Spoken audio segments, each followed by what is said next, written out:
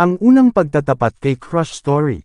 May isang babaeng matagal ko ang pinapangarap at syempre mahal na mahal ko, sabay kaming lumaki at lagi ring magkasama.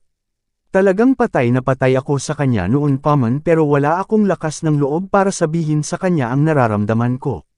Inuunahan kasi ako ng kaba sa aking dibdib tuwing kaharap at kausap ko na siya, kaya tameme at hindi ako makapagsalita tungkol sa nararamdaman ko para sa kanya.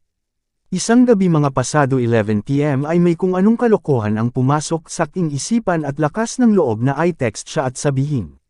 Mahal na mahal kita noon pa man at nais ko sanang ayain kang makipag-date sa akin.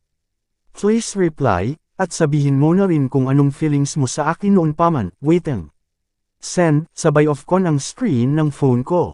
Wala pang 5 segundo ay tumunog na ang cellphone ko, pahiwatig na may nag-text or message sa akin. Napabalikwas ako sa pagkakahiga at nanlaki ang mga mata ko habang nakatitig sa cellphone ko. Nabalot ako ng kaba at takot sa aking buong katawan nung gabing yun, kaya napagdesisyonan kong bukas ng umaga ko alang titignan at babasahin ang text message sa cellphone ko.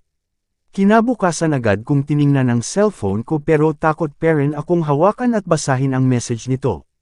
Kaya naiisip kong gawin muna ang everyday routine ko tuwing gigising ako ng umaga. Nanalangin muna ako ng aking early prayers, pagkatapos some stretching at exercises.